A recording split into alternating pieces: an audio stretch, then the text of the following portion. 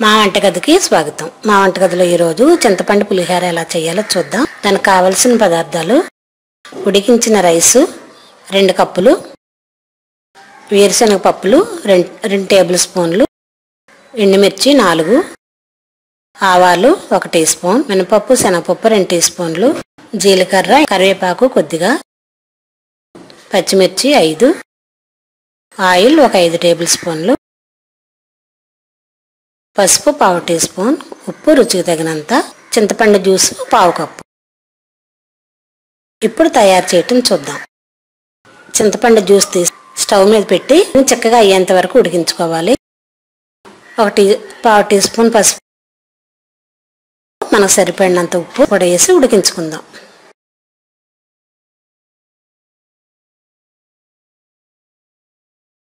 ఇలా చింతపండు జ్యూస్లో పసుపు ఉప్పు కూడా వేసి చిక్కగా అయ్యేంత వరకు ఉడికించి పక్కన పెడదాం.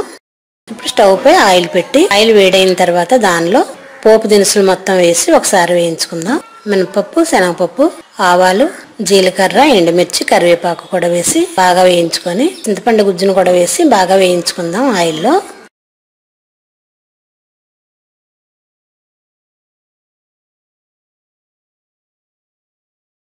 ఇలా పోపు దినుసులు బాగా వేగిన తర్వాత దీనిలో పచ్చిమిర్చి,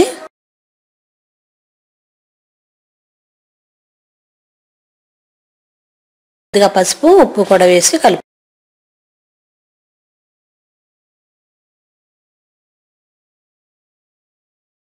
మనం ఉడికించి ఉంచిన చింతపండు గుజ్జు,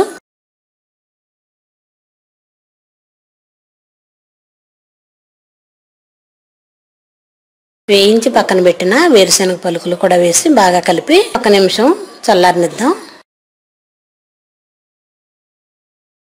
ఇప్పుడు చల్లారిన తర్వాత మనం ఉడికించి ఉంచిన రైస్లో దీన్ని బాగా కలిపి సర్వ్ చేసుకుందాం.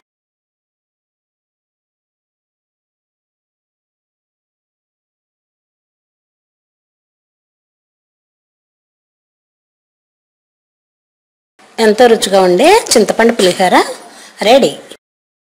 మరిన్ని వంటల కోసం మా వంటగదిని సబ్స్క్రైబ్ కాగలరు. ధన్యవాదములు.